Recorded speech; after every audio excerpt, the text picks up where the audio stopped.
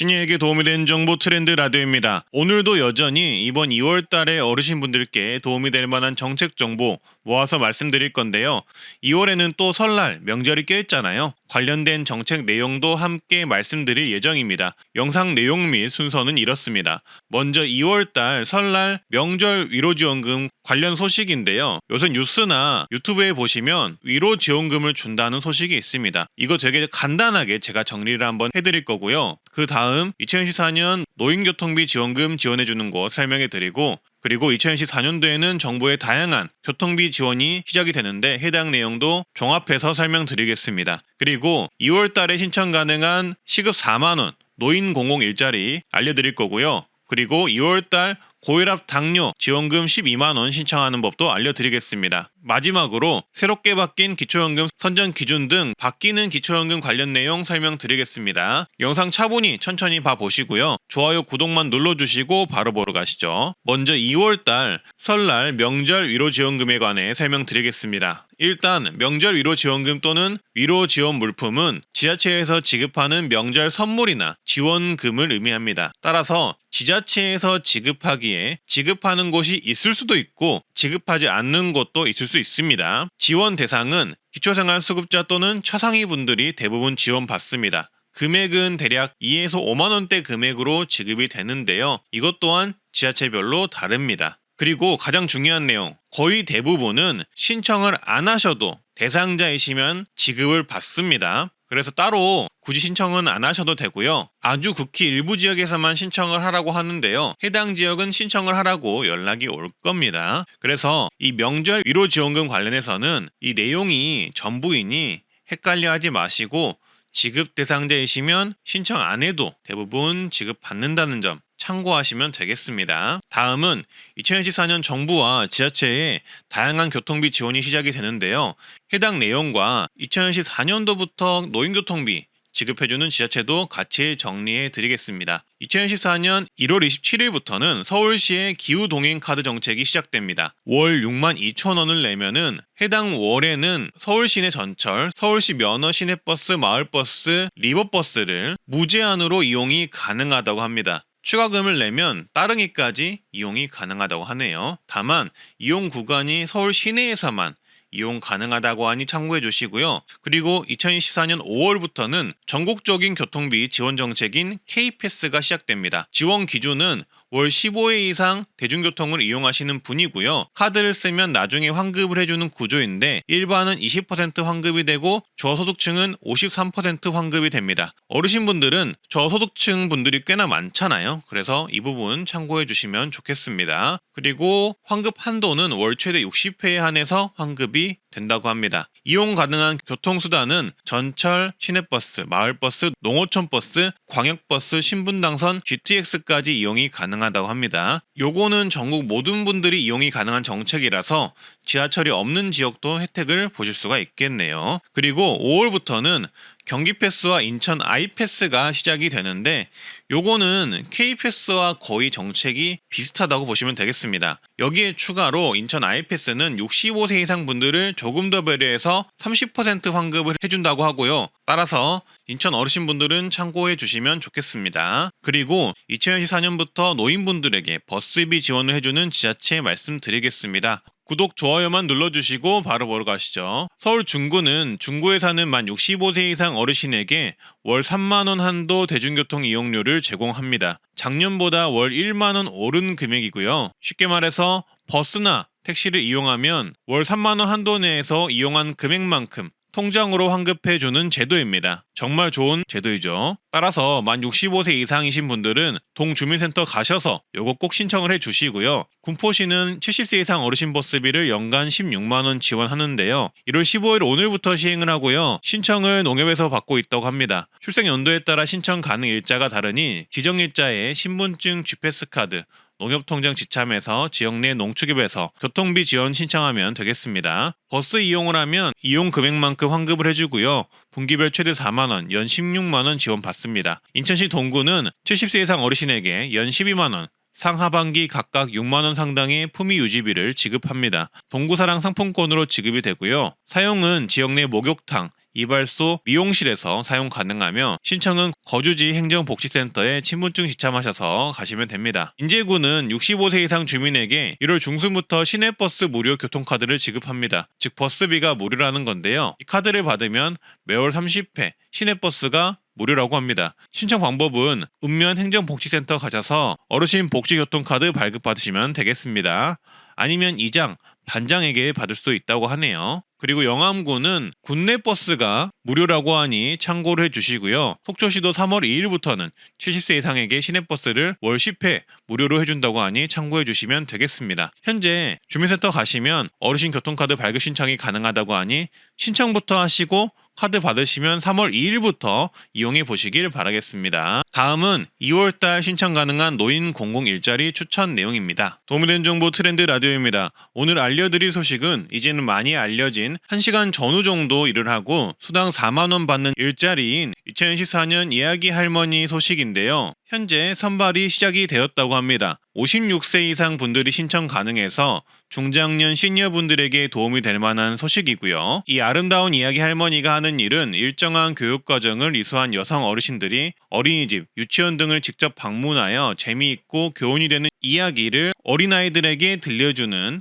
일종의 자원봉사활동의 일자리입니다. 하지만 수당이 4만원인 점이 큰 특징이죠. 그래서 수당이 굉장히 크기 때문에 이 일자리의 경우 많은 어르신분들에게 인기가 있는데요. 이번 2014년 선발 인원은 500명 정도 전국에서 선발을 하고요. 각 지역별로 선발 인원이 다르니 이 부분 참고를 해주시면 되겠습니다. 응시 자격은 대한민국 여성으로 1950년 1월 1일생부터 1968년 12월 31일 출생하신 분들이 신청 가능합니다. 그리고 주민등록상 주소지 기준 선발지역에 거주하시는 분이 신청이 가능합니다. 요거는 제가 영상 뒤편에 조금 더 자세히 말씀드릴 거고요. 공고 및 접수 기간은 2월 16일 금요일까지 신청 및 접수를 하시면 되고요. 지원서는 이렇게 아름다운 이야기 홈페이지 등에서 받을 수 있습니다. 접수 방법은 온라인 및 우편 접수, 방문 접수 3가지 방법이 있고요. 온라인 접수는 네이버에서 아름다운 이야기 할머니 검색을 하셔서 홈페이지 들어가시면 이렇게 지원하기라는 표시가 보일 겁니다. 그 지원하기를 눌러주시면 아름다운 이야기 모집 일정 등 간단한 소개 내용이 나오고요. 밑으로 쭉 내려보시면 첨부 파일로 아름다운 이야기 할머니 선발 공고문과 개인정보 동의서가 보일 겁니다. 이거 정독하셔서 읽어보시고요. 그리고 그 아래 보시면 접수하기 메뉴가 보이실 겁니다.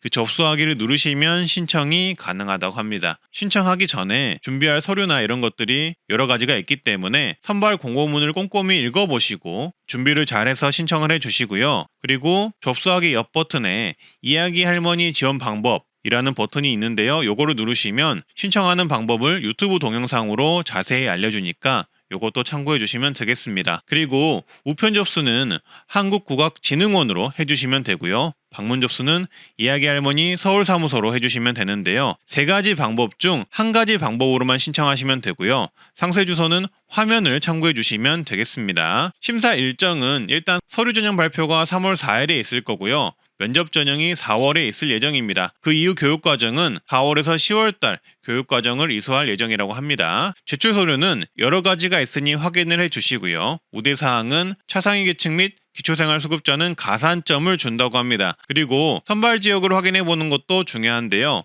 화면에 표를 보시면 선발 제외 지역이 있습니다. 이 선발 제외 지역을 필수적으로 봐주시고요. 여기 표에 선발 제외 지역으로 나온다면 신청이 불가하니 이 점을 참고해 주시면 되겠습니다. 이런 자세한 내용은 제가 아까 말씀드린 아름다운 이야기 할머니 홈페이지 공고문에서 확인이 가능하니 참고해 주시면 되겠습니다. 그리고 수당과 관련한 내용은 이렇습니다. 원래 교육은 6회로 참석 수당이 1회 3만 원이 나오고요. 현장 실습교육 참석 수당이 1회 3만 원씩, 그리고 본격적인 활동이 시작되면 주에 2, 3회씩 활동하며 1회 활동비가 4만 원이 지급이 된다고 합니다. 대략 한 달에 40만 원 전후로 수당을 받아가실 수 있을 듯 합니다. 따라서 수당도 괜찮지만 아이들을 위한 봉사활동의 개념에 좋은 일이니 아이들을 좋아하시고 이야기를 잘 하실 수 있는 분들이라면 공고를 꼼꼼히 보시고 준비를 잘 하셔서 2014년 이야기 할머니 정책 꼭 한번 신청을 해보시길 바라겠습니다. 고혈압과 당뇨, 이제는 성인들이 가지고 있는 정말 흔하지만 매우 위험한 질환인데요. 특히 어르신분들은 대부분 가지고 있는 질환입니다. 따라서 정부에서는 이런 고혈압, 당뇨 환자의 관리를 장려하기 위해 다양한 정책을 내놓고 있습니다. 그래서 오늘은 2014년 확대된 정부 지원금에 대해서 알려드리고자 합니다. 거두절미하고 좋아요 구독만 눌러주시고 바로 보러 가시죠. 2014년 건강생활 실천지원금제가 새롭게 개편이 된 것인데요. 따라서 이 건강생활 실천지원금제로 많은 어르신분들이 최대 8만원까지 받게 되었습니다. 건강생활 실천지원금제란 국민이 건강 상태를 스스로 알 수 있도록 정보를 주면서 건강생활 개선에 따라 포인트를 주는 제도인데요. 예방형과 관리형이 있는데 여기서 시니어 어르신분들은 관리형을 신청하시면 최대 8만원을 받을 수 있습니다. 관리형은 1차 의료 만성질환관리 시범사업에 등록한 고혈압 당뇨병 환자가 신청 가능하신데요. 이걸 작년에는 어르신분들이 왜 몰랐냐면 시범사업 지역이 굉장히 적어서 제도가 있어도 모를 수밖에 없었고 알더라도 시범사업 지역이 적었기 때문에 받지를 못했습니다. 근데 이번에 2024년에 시범사업 지역이 109개까지 엄청나게 확대가 된 것인데요. 따라서 시범지역에 사시면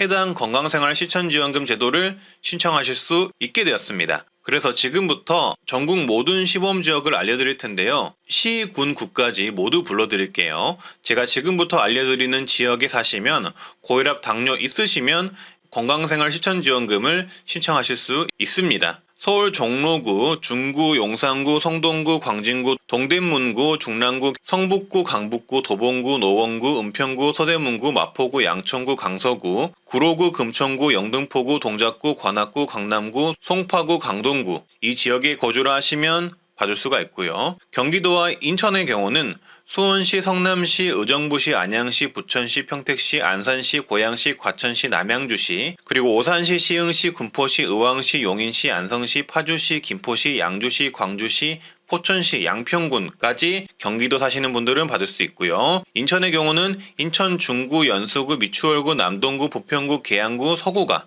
받을 수 있습니다. 그리고 충청도와 대전은 대전의 경우 동구, 대덕구, 중구, 서구, 유성구에서 받을 수 있고요. 청주시와 음성군, 천안시, 서산시, 홍성군에서 받을 수 있습니다. 그리고 전라도와 광주의 경우는 광주 남구, 동구, 광산구, 서구, 북구, 전주시, 군산시, 익산시, 김제시, 목포시, 순천시, 무안군, 보성군, 해남군, 장흥군이 있습니다. 경상도와 대구, 부산도 말씀드릴 텐데요.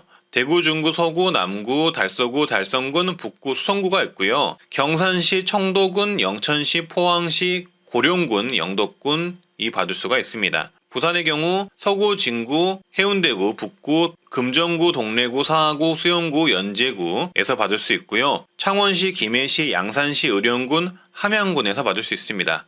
울산은 북구에서 받을 수 있네요. 강원도는 원주, 강릉시에서 받을 수 있습니다. 일단 이 제도 제가 고혈압과 당뇨 때문에 어르신분들이 받을 수 있다고 말씀을 드렸지만 이런 지병을 젊은 사람이 가지고 있더라도 신청을 하실 수가 있습니다. 그래서 어르신분들께서 만약에 이용을 해보시고 해당 제도가 유익했다면 주변에 가족이나 지인분들에게 공유를 해주셔도 좋습니다. 신청 방법은 이렇습니다. 먼저 내가 사는 지역이 건강생활 실천지원금 시범사업 지역인지 확인을 하시고요. 그리고 당뇨 고혈압 환자이시면 1차 의료 만성질환관리 시범사업에 등록하신 상태에서 건강보험 앱이나 홈페이지에서 건강생활 실천지원금 참여 신청을 하시면 됩니다. 이게 어려우시면 건강생활 실천지원금 관리형 시범지역 국민건강보험공단 지사에 직접 방문을 하셔서 신청을 하시면 됩니다. 이렇게 1, 2, 3단계를 꼭 해주셔야 하는데요. 제가 말씀드린 두 번째 단계인 1차 의료 만성질환관리 시범사업 등록 방법은 이렇습니다. 1차 의료 만성질환관리 시범사업을 진행하는 동네 의원에 가셔서 신청을 하시면 되는데요. 내가 다니는 동네 의원이 만약에 1차 의료 만성질환관리 사업을 하면은 거기서 신청을 하셔도 되고요. 만약에 안 한다면은 국민건강보험 홈페이지에서 검색을 해볼 수가 있는데요. 이렇게 1차 만성의료관리 시범사업 찾기라고 검색을 하시면요. 해당 메뉴가 나오는데요. 해당 메뉴를 눌러주시면 내가 사는 시, 군, 구, 동까지 검색을 할 수 있는 창이 뜹니다. 여기서 내가 사는 시, 군, 구를 검색을 해보면 우리 동네에 어떤 병원이 1차 만성 의료관리 시범사업을 하고 있는 곳인지 알 수가 있습니다. 따라서 해당 병원에 가셔서 1차 의료 만성질환관리를 신청하시면 되고요. 신청 완료가 되신 분들은 건강생활 실천지원금을 신청하시면 최대 연 8만 원까지 포인트를 받아가실 수 있습니다. 따라서 정리를 하면 내가 사는 지역이 시범 지역인지 확인을 하고 두 가지 정책을 신청을 해야 되는데 1차 의료 만성질환관리를 먼저 의원에 가셔서 신청을 하시고 그 다음에 건강보험 홈페이지에서 이 건강생활 실천지원금을 신청한다, 이렇게 이해하시면 되겠습니다. 이게 신청 절차가 약간은 복잡할 수는 있겠지만 1차 의료 만성질환관리를 신청하면 추가 혜택이 있어서 병원 본인부담금이 30%에서 10%로 이 해당 질병 분야에 관해서는 경감이 된다고 하고요. 그리고 의사가 개인별 케어 플랜 수립을 해줘서 현재 내 몸 상태에 대한 상황 점검 및 평가를 받을 수 있습니다. 돈을 많이 아끼거나 아니면은 포인트를 주거나 이런 것보다도 이렇게 의사분들이 내 몸에 관해서 컨설팅을 해주는 게 더 좋지 않겠어요? 그래서 요것들도 같이 신청을 하면은 받아갈 수 있는 혜택이기 때문에 이 두 가지를 꼭 신청을 하시면 정말 좋다는 점 말씀드리고요. 그리고 여기에 추가로 이 건강생활 실천지원금도 신청을 하시면 연 최대 8만 원까지 받을 수 있다는 내용입니다. 따라서 시범지역에 해당하시면 꼭 신청을 하시고요. 포인트는 걷거나 상담만 잘해도 받아갈 수 있는 시스템이라고 보시면 되겠습니다. 포인트 사용처는 온라인 쇼핑몰이나 모바일 상품권으로 교환해서 사용할 수 있습니다. 시니어에게 도움이 되는 정보 트렌드 라디오입니다. 이번에 보건복지부에서 국민연금과 기초연금 인상액을 확정했는데요. 작년보다 3.6% 더 받는 방향으로 결정이 되었습니다. 따라서 오늘은 2014년 바뀌는 기초연금, 국민연금 내용을 총정리해서 말씀드릴 예정인데요. 오늘 내용은 이렇습니다. 2014년 추가 인상된 기초연금과 국민연금 내용, 그리고 새롭게 기초연금 선정 기준액이 결정되었는데 이것도 같이 말씀드릴 거고요. 그리고 2014년 기초연금 감액제도가 있습니다. 요거 세 가지, 그리고 2014년 기초연금 받으려면 내 통장 잔액이 얼마까지 가능할까, 그리고 기초연금을 전액 모두 받는 은행 현금은 얼마까지 가능할까를 정리해서 말씀드리겠습니다. 그리고 국민연금 연계감액 폐지 검토에 대한 내용도 정리해서 말씀드리겠습니다. 알기 쉽게 천천히 정리해서 말씀드릴 거고요. 시간 되시면 끝까지 봐주시고요. 그리고 각 주제별로 보기 편하게 구분을 해 놓겠습니다. 구독, 좋아요만 눌러주시고 바로 보러 가시죠. 보건복지부 홈페이지를 보면 오늘 발표된 보도 자료가 있습니다. 국민연금과 기초연금액을 3.6% 인상을 해서 앞으로 더 받을 거라는 내용인데요. 쉽게 말해서 2014년도에는 기초연금과 국민연금이 3.6%가 더 오른다는 이야기입니다. 국민연금의 경우 현재 받는 월 수령액에서 3.6%가 더 올라서 지급이 될 예정이고요. 기초연금은 기존 예상액보다 더 금액이 올라서 단독가구 33만 4,810원, 부부가구 53만 5,680원이 지급이 될 예정입니다. 인상된 기초연금 지급 시기는 1월 25일로 예상이 되고요. 아직 기초연금 신청을 못하신 어르신이라면 만 65세가 되는 생일 전달에 가까운 주민센터 가셔서 신청을 하시면 됩니다. 다음은 2014년 새로운 기초연금 선정 기준액이 정해져서 말씀드릴 텐데요. 바로 말씀드리자면 바뀌는 선정 기준은 이렇습니다. 단독가구 213만원, 부부가구 340만 8천원이고요. 지난해보다 대략 10만원 이상 인상이 되었습니다. 이 선정 기준이 인상이 되었다는 것은 기초연금을 받을 수 있는 기준이 대폭 완화되었다고 보시면 되고요. 이 뜻은 지난해 소득과 재산에 따라 기초연금에 탈락되었거나 감액되었던 분들이 올해는 기초연금을 더 받거나 혹은 기초연금을 재신청하였을 때 기초연금 선정이 될 수도 있음을 의미하니 지난해 기초연금에 아쉽게 탈락하셨다면 꼭 재신청을 해보시길 권장드립니다. 그리고 부부가구 같은 경우는 2명인데 왜 금액이 감액되는지 줄어드는지 궁금하실 텐데요. 바로 기초연금의 감액제도 때문입니다. 2014년 기초연금의 감액제도는 약 3가지로 분류되는데요. 부부 감액의 경우 단독가구와 부부가구 간의 생활비 차이를 감안하여 부부의 경우 기초연금의 20%를 감액을 합니다. 따라서 계산을 해보면 단독가구 33만 4천원 곱하기 2명을 하면 66만 8천원이고요.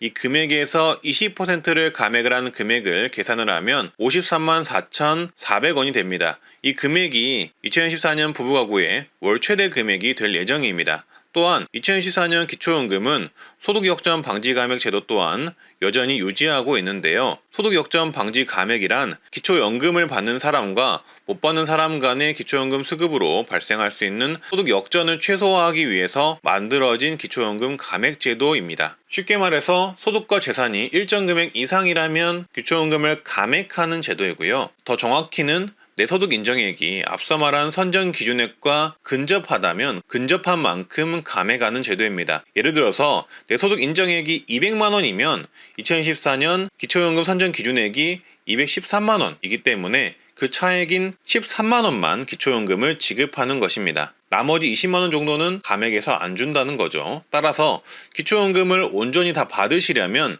내 소득 인정액은 약 179만 원 정도가 되어야 온전히 다 받을 수 있다고 보시면 되겠습니다. 또한 기초연금이 감액되는 주요한 이유 중 하나로 국민연금을 일정 금액 이상 받으시면 기초연금이 감액이 될 수 있습니다. 그리고 다음은 2014년 내 국민연금 연계 감액이 얼마나 될까? 이 부분에 대해서 설명을 드릴 텐데요. 국민연금 연계 감액 금액대별로 나눠서 말씀드리겠습니다. 대략적인 자료이기 때문에 연계 감액은 대상자의 조건, 가입 기간, 가입 시기, 납입 금액에 따라서 모두 다를 수 있다는 점 참고하시면서 보시면 좋겠습니다. 이게 2014년 국민연금 연계감액 기준표입니다. 말씀드렸듯 예상 자료로 참고만 해주시고요. 일단 국민연금을 월 50만 원 받는다면 기초연금 감액 대상은 아닙니다. 그리고 국민연금 60만 원이면 기초연금 감액 금액이 약 5만 원, 70만 원이면 기초연금이 약 6만 5천 원 감액, 80만 원이면 기초연금이 약 7만 5천 원 감액, 90만 원이면 기초연금이 약 9만 원 감액, 국민연금을 월 100만 원 받는다면 기초연금이 약 9만 7천 원 정도가 감액된다고 예상을 해볼 수 있습니다. 많은 분들이 궁금해하시는 게 2024년에는 금융지산이 얼마가 있어야 기초연금을 받을 수 있나 궁금해하십니다. 즉 쉽게 말해 통장에 현금이 얼마까지 기초연금을 받을 수 있는지 궁금해하시는데요. 또한 기초연금을 온전히 다 받으려면 통장에 얼마까지 있어야 가능한지도 궁금해하십니다. 그리고 올해 4월이 되면 기초연금 상반기 사회보장급여 정기조사가 시작이 되는데 이때 재산과 금융재산은 얼마까지 있어야 기초연금이 중단 또는 탈락이 되지 않는지 궁금해하실 겁니다. 그래서 오늘은 이 내용 알기 쉽게 천천히 정리해서 설명을 해드리고자 합니다. 영상 순서는 이렇습니다. 기초연금을 받으려면 은행예금, 현금 얼마까지 받을 수 있는지, 그리고 은행예금, 현금뿐만 아니라 은행이자를 받을 경우 기초연금에는 어떤 악영향을 주는지 정리를 해봤는데요. 여러 가지가 있는데 이 영상 순서를 보시고 원하시는 구간에서 영상을 시청해 주셔도 되고요. 처음부터 끝까지 다 보셔도 되겠습니다. 보시고 자신의 재산 상황에 대입하여 비교해 보시면 좋을 듯 합니다. 좋아요, 구독해 주시고 바로 보러 가시죠. 2014년 기초연금 선정 기준이 되는 소득 인정액은 단독가구 213만 원, 부부가구 340만 8천 원 이하여야 기초연금을 받을 수 있습니다. 여기서 소득 인정액은 소득을 평가하는 소득평가액과 내 재산을 소득으로 환산한 재산소득 환산액을 더하여 만들어지는데요. 따라서 단독가구 노인의 경우 내 소득 인정액이 213만 원 이하라면 기초연금 대상자가 되실 수 있습니다. 그리고 기초연금 수급자가 월 지급액을 최대로 받는 소득 인정액이 궁금하실 텐데요. 2024년 기초연금 월 최대 수급액은 단독가구 33만 4천 원, 부부가구 약 53만 4천 원이 지급이 됩니다. 이럴 경우 기초연금을 온전히 다 받는 소득 인정액은 기초연금 선정 기준 마이너스 기초연금 월 최대 수령액으로 계산이 되는데요. 단독 가구의 경우 계산해 보면 내 소득 인정액이 약 179만 원 이하여야 기초연금을 온전히 다 받을 수 있고요. 부부 가구의 경우 약 287만 원 이하여야 합니다. 그럼 본격적으로 통장에 얼마가 있어야 기초연금을 받을 수 있나 말씀드릴 텐데요. 먼저 기초연금에 반영이 되는 금융재산부터 말씀드리겠습니다. 기초연금에 반영되는 재산에는 일반 재산과 금융재산이 있는데요. 오늘 말씀드릴 금융재산에는 종류가 여러 가지가 있습니다. 먼저 수시로 입출금이 가능한 예금인 수시입출금 예금은 3개월 이내 평균 잔액을 반영을 합니다. 그리고 정기전금, 정기예금 등 저축성 예금은 잔액 또는 총 납입액을 조사합니다. 채권, 어음, 수표 등은 액면가를 반영하고요. 주식, 수익증권, 출자금은 최종 시세가액을 반영합니다. 연금 저축의 경우 정기지급 금액과 최종 잔액을 반영하고요. 연금 보험의 경우 해약 환급금 또는 정기 지급 금액을 금융재산에 반영합니다. 보험의 경우 해약 환급금 또는 최근 1년 이내 지급된 보험금이 금융재산에 포함됩니다. 이처럼 금융재산은 다양한 종류가 반영이 되며 금융재산마다 반영 기준이 각각 다릅니다. 다음은 이런 금융재산들을 소득 인정액으로 계산하는 방법을 알려드릴 텐데요. 특징이 있다면 앞서 말씀드린 금융재산들을 다 포함하되 부채가 있는 경우 부채도 감액을 해줍니다. 따라서 금융재산 관련 소득 인정액 계산식은 이렇습니다. 내 금융재산에서 부채를 빼주고요. 여기에 마이너스 2천만 원까지 기본 공제를 해준 금액에서 4%를 곱해줍니다. 거기에 내 재산을 월 소득으로 환산해야 하기에 나누기 12개월을 해주면 내 금융재산 관련 월 소득 인정액이 계산이 됩니다. 만약 내 금융재산에서 부채를 빼고 기본공제 2천만 원을 감액했을 때 남은 금액이 0원 또는 그 이하라면 금융재산도 0원으로 반영이 됩니다. 따라서 이 계산식을 통해 월소득 인정액을 계산해 보면 은행 예금이 만약 1억 원 정도 있는 경우 1억 마이너스 2천만 원 기본공제에 4%를 곱해주고 12개월로 나누면 약 26만 원이 내 월 소득 인정액으로 잡히는 겁니다. 따라서 만약 내가 아무 재산도 없고 현금 1억만 은행에 보유하고 있다면 내 소득 인정액은 26만 원으로 기초연금을 전액 받을 수 있게 됩니다. 하지만 이런 경우는 드물고 내 소득, 재산을 다양하게 반영한다는 점 참고를 해주시고요. 참고로 금융재산 5천만 원은 월 소득 인정액이 10만 원이 되고요. 금융재산 2억 원은 월 소득 인정액이 60만 원, 3억 원은 약 93만 원이 됩니다. 따라서 단순하게 계산하면 금융재산만 있는 경우 이렇게 3억 원까지 있어도 기초연금을 받는 것처럼 생각하실 수 있는데요. 하지만 절대 이게 다가 아닙니다. 여기서 꼭 체크를 해 보셔야 하는 사항이 있는데요. 바로 은행예금, 금융재산을 통해 받고 계시는 이자 금액을 가산해야 한다는 점입니다. 이자 또한 소득이기 때문에 소득 인정액에 반영이 되는데요. 만약 내가 5천만 원을 은행에 맡겨두었고 4% 정기예금을 은행에 가입해 두었다면 1년간 이자는 세전 약 200만 원이 됩니다. 따라서 이자에 관한 소득 인정액 계산은 200만 원 나누기 12개월을 하면 되고요.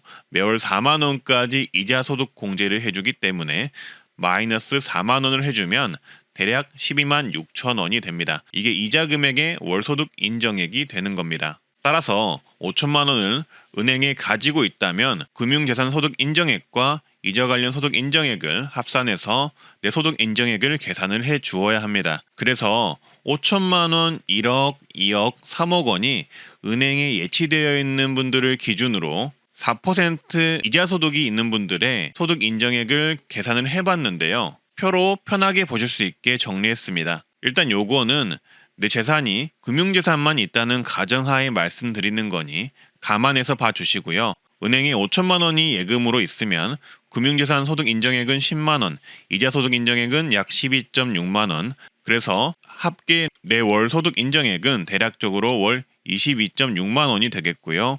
기초연금 수급이 가능합니다. 그리고 은행에 1억 원이 예금으로 있으면 금융재산 소득 인정액은 26만 원, 이자 소득 인정액은 약 29.3만 원, 합계 내 월 소득 인정액은 대략 55.3만 원이 되고요.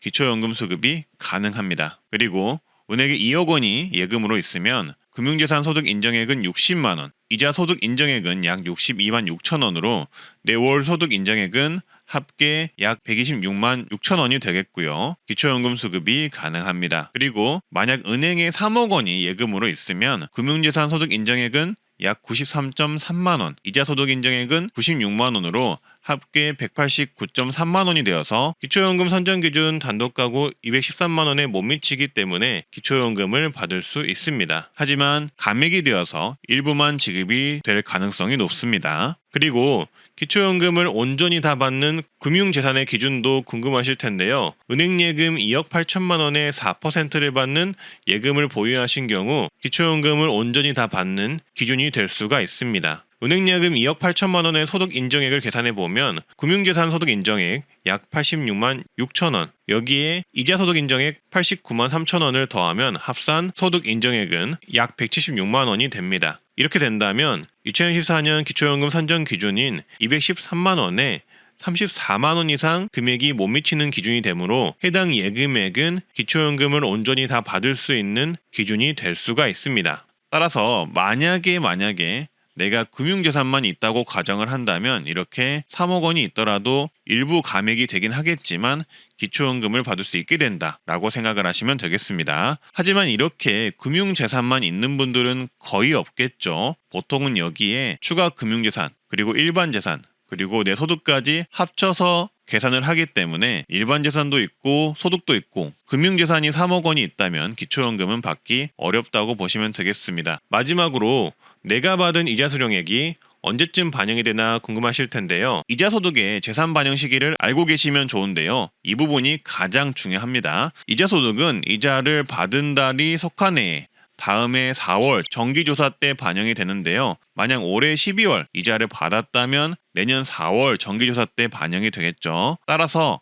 현재 작년에 고금리 시점에 예금을 가입하신 분들이 현재 예금 만기가 도래되어 이자를 받는 사례가 늘고 있는데요. 이런 경우 정말 유의하시면 좋겠고요. 그래서 제가 말씀드린 표를 보시고 내 이자 소득은 얼마나 반영이 되는지 파악을 해두시면 좋겠습니다. 더 자세하고 정확한 내용은 보건복지부의 기초연금 계산기를 통해 내 재산, 소득 등을 모두 입력하시고 내년 내 소득 인정액을 감안해서 보시면 좋을 듯 합니다. 다음은 국민연금 연계감액 폐지를 검토한다는 내용인데요. 처음에 해당 보도가 나왔을 땐 폐지가 곧 되려나 하는 기대감도 있었지만 아쉽게도 아직은 연금개혁이 논의만 이루어지고 있는 상황이라고 합니다. 확정이 되지 않은 만큼 이런 내용도 있다. 이 정도로만 보시면 좋겠습니다. 오늘은 국민연금 감액제도 폐지 추진에 관한 자세한 내용과 많이들 헷갈려하시는 국민연금 감액제도와 국민연금 기초연금 연계감액 제도와 구분하는 방법 알려드릴 텐데요. 이 두 개 제도가 서로 다르거든요. 그래서 이 내용 설명드리고 그리고 현재 국민연금 기초연금 연계감액 제도도 폐지 또는 제도 개선에 관한 이야기가 나오고 있어서 이 내용도 같이 정리해드리고자 합니다. 좋아요, 구독 한번 눌러주시고 바로 보러 가시죠. 먼저 국민연금과 기초연금, 노령연금 이 세 가지 용어에 대해서 헷갈려 하시는 분들이 있어서 간단하게 설명드리겠습니다. 기초연금은 만 65세 이상 소득화의 70% 대한민국 국적을 지니고 있는 분들에게 지급하는 연금이고요. 2013년 32만 3천 원을 지급하고 있으며 2014년에는 34만 4천 원으로 인상이 될 예정입니다. 다음은 국민연금인데요. 여기서 헷갈리는 노령연금도 같이 설명해 드리겠습니다. 국민연금은 세 가지 종류가 있는데요. 일단 국민연금을 장기간 가입하면 받을 수 있는 연금을 국민연금 또는 노령연금이라 부릅니다. 즉 노령연금은 국민연금의 다른 말이라고 보시면 됩니다. 그리고 국민연금 가입자가 장애를 입게 되면 받는 장애연금이 있고요. 그리고 국민연금 가입자가 사망을 하면 그 유족이 받게 되는 유족연금이 있습니다. 따라서 국민연금과 노령연금은 같은 말이고 기초연금은 국가가 따로 연금에 가입하지 않아도 주는 다른 차원의 노인연금 개념인 거죠. 이제 앞으로 안 헷갈리시겠죠? 그래서 이제 본론으로 넘어가면 이런 국민연금에는 두 가지 감액제도가 있는데요. 바로 국민연금 감액제도가 있고 국민연금 기초연금 연계감액제도가 있습니다. 먼저 이번에 보건복지부의 5차 국민연금 종합운영계획안에 발표된 국민연금 감액제도에 대해서 말씀드리겠습니다. 국민연금 감액제도는 국민연금을 받게 되는 시점에 소득이 발생하면 그 소득에 따라 수급 개시일로부터 5년간 최대 국민연금 50%가 감액되는 제도입니다. 예를 들어서 차근차근 설명드려 볼게요. 올해 근로소득 또는 사업소득이 있는 만 63세 A 선생님이 국민연금을 100만 원을 받는다면 어느 정도 국민연금이 깎이는지 알아볼 텐데요. 일단 근로소득과 사업소득이 286만 1,091원이 초과하면 무조건 국민연금은 감액된다고 보시면 되겠습니다. 그리고 286만 1,091원을 A값이라고 가정을 한번 해보겠습니다. 일단 이 A값이 초과하는 금액이 많으면 많을수록 더 감액이 되는 건데요. 쉽게 말해 이 A값인 286만 원보다 100만 원 미만 초과이면 5만 원 미만 감액이 되는 거고 200만 원 초과이면 5에서 10만 원 미만 감액, 300만 원 미만 초과하면 15만 원에서 30만 원 미만 감액, 400만 원 미만 초과를 하면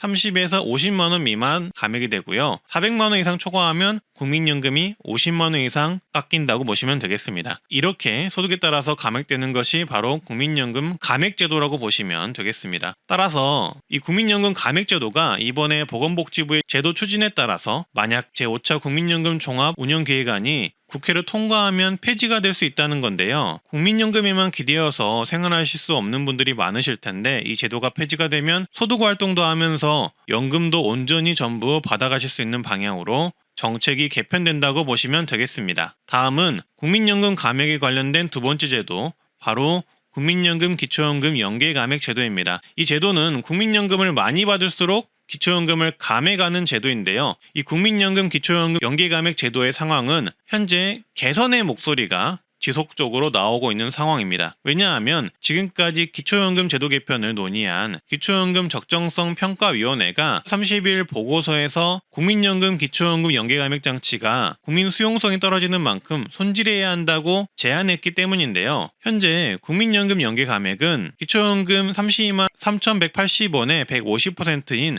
48만 4,770원을 초과해서 받으면 최대 50%인 16만 1,590원까지 감액될 수가 있는 제도입니다. 따라서 이를 토대로 2014년 내가 받는 국민연금에 따라서 감액되는 기초연금을 예상해 볼 수가 있습니다. 2014년 내 국민연금 연계감액이 얼마나 될까? 이 부분에 대해서 설명을 드릴 텐데요. 국민연금 연계감액 금액대별로 나눠서 말씀드리겠습니다. 대략적인 자료이기 때문에 연계감액은 대상자의 조건, 가입 기간, 가입 시기, 납입 금액에 따라서 모두 다를 수 있다는 점 참고하시면서 보시면 좋겠습니다. 이게 2014년 국민연금 연계감액 기준표입니다. 말씀드렸듯 예상자료로 참고만 해주시고요. 일단 국민연금을 월 50만원 받는다면 기초연금 감액 대상은 아닙니다. 그리고 국민연금 60만원이면 기초연금 감액 금액이 약 5만원, 70만원이면 기초연금이 약 6만 5천원 감액, 80만원이면 기초연금이 약 7만 5천원 감액, 90만원이면 기초연금이 약 9만원 감액, 국민연금을 월 100만원 받는다면 기초연금이 약 9만 7천원 정도가 감액된다고 예상을 해볼 수 있습니다. 따라서 국민연금을 많이 받으면 이렇게 기초연금이 감액된다는 것입니다. 그리고 추가적으로 이 국민연금 기초연금 연계감액의 특징은 국민연금을 똑같이 받더라도 가입기간, 시기, 납입액에 따라 감액이 달라질 수가 있고요. 국민연금 가입기간이 길수록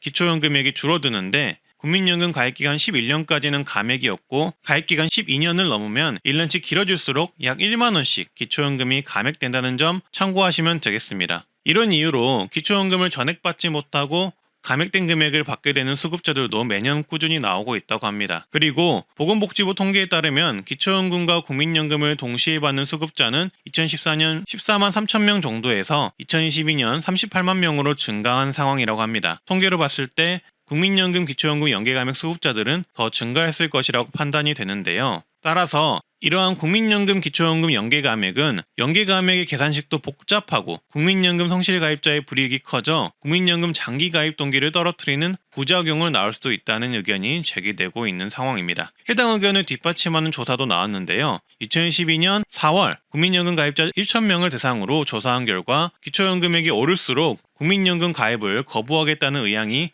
더 강해졌다고 하고요. 국민연금 기초연금 연계감액에 대해 49%가 비합리적이라는 의견을 냈다고 합니다. 그리고 이런 사유들로 인해 이미 2018년에는 국민연금 제도발전위원회에서 기초연금 국민연금 연계감액 제도를 폐지하는 방안을 검토하도록 정부에 권고한 적이 있다고 합니다. 그리고 보건복지부 산하 기초연금 적정성 평가위원회도 연계감액 제도 적용 과정에서 국민의 거부감과 불만이 초래돼 해소할 필요가 있다고 말하며 기초연금 연계감액 관련 계산식을 변경하는 방안을 검토할 것을 제안했다고 합니다. 일단 연계감액 폐지는 둘째 치더라도 연계감액 관련 계산식에도 문제가 많아 개선이 필요하다는 것이죠. 지난 대통령 공약에서도 이 국민연금 연계감액 미세조정 공약이 있었고 지난해 민주당 측에서도 국민연금 연계감액 개선에 관한 이야기가 나온 만큼 앞으로 국민연금 기초연금 연계감액 폐지로는 더욱더 부상할 듯합니다. 그러니 구독, 좋아요, 알림 설정, 댓글 한번 달아주시고요. 궁금한 점 댓글 달아주시면 감사하겠습니다. 트렌드 라디오였습니다. 오늘도 건강하고 행복한 하루 되세요. 감사합니다.